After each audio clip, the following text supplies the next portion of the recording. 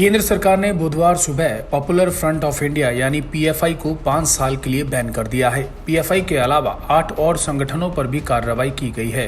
गृह मंत्रालय ने इन संगठनों को बैन करने का नोटिफिकेशन जारी किया है। इन सभी के खिलाफ टेरर लिंक के सबूत मिले हैं। केंद्र सरकार ने यह action unlawful activity prevention act UAPA के तहत लिया है।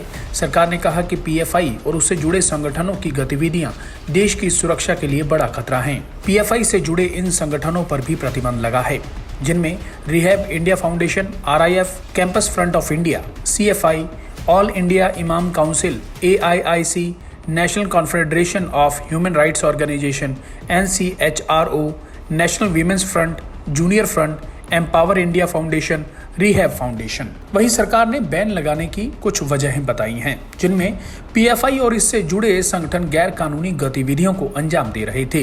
ये गतिविधियां देश की सुरक्षा और अखंडता के लिए खतरा हैं। इन संगठनों की गतिविधियां देश की शांति और धार्मिक सद्भाव के लिए खतरा बन सकती हैं। पीएफआई और इससे जुड़े संगठन देश में आतंकवाद का समर्थन कर रहे हैं। केंद्र सरकार यूएपीए के तहत 5 साल का प्रतिबंध लगा रही है। ये कदम एजेंसियों की जाँच के बाद उठाया जा रहा है। एजेंसियों का कहना है कि पीएफआई के कुछ फाउंडिंग मेंबर्स सिमी के लीडर्स थे। इसके संबंध जमात उल मुजाहिदीन बांग्लादेश से थे। ये दोनों प्रतिबंधित संगठन हैं। ऐसी कई घटनाएं हैं जिनसे ये साफ होता है कि पीएफआई के संबंध आईएसआईएस से हैं। पीएफआई के कुछ सदस्यों ने इंटरनेशनल ऑर्गेनाइजेशन ज्वाइन किए। ये संगठन चुपके देश के एक तबके में यह भावना जगा रहा था कि देश में असुरक्षा है और इसके जरिए वो कट्टरपंथ को बढ़ावा दे रहा था। वहीं क्रिमिनल और टेरर केसेस से जाहिर है कि इस संगठन ने देश की संवैधानिक शक्ति के प्रति असम्मान दिखाया है। बाहर से मिल रही फंडिंग और वैचारिक समर्थन के चलते यह देश की आंतरिक सुरक्षा के लिए बड़ा खतरा बन गया है। पीएफआई ने अपने सहयोगी और फ्रंट बनाए। इसका मकसद समाज में युवाओं,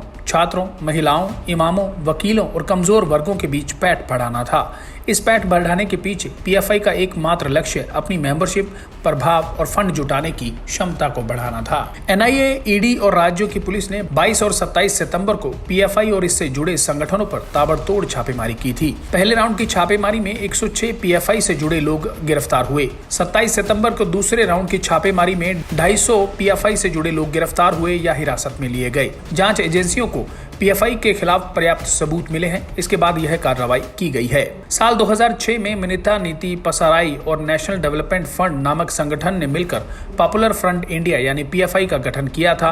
ये संगठन शुरुआत में दक्षिण भारत के राज्यों में सक्रिय था, लेकिन अब यूपी, बिहार समेत 23 राज्यों में फैल चुका है। पॉपुलर फ्रंट ऑफ इंडिया के 15 राज्यों के 93 ठिकानों पर 22 सितंबर को एनआईए, ईडी ने ऑपरेशन ऑक्टोपस के तहत छापेमारी की थी। इस मामले में जांच एजेंसी ने बड़ा दावा किया था। कोझिकोड से गिरफ्तार पीएफआई वर्कर शफीक पायथे के रिमांड नोट में ईडी ने कहा, पटना में 12 जुलाई को प्रधानमंत्री की रैली में हमले की साजिश की गई थी, जिसकी फंडिंग में शफीक पायथे भी शामिल था। वहीं पीएफआई एक ऐसा संगठन है जिस पर बीते सालों में आतंक की कई घटनाओं में शामिल होने के आरोप लगते रहे हैं। इस दौरान इसके कई कार्यकर्ता पकड़े गए। इनसे कई दस्तावेज मिले। इनमें लिखा था 2047 में जब देश की आजादी के 100 साल हो जाएंगे, तब तक भारत को इस्लामिक राष्ट्र बनाना है। 10% मुस्लिम भी साथ दें तो कायरों को घुटने पर ला देंगे। ब्यूरो रिपोर्ट, सच कहूं।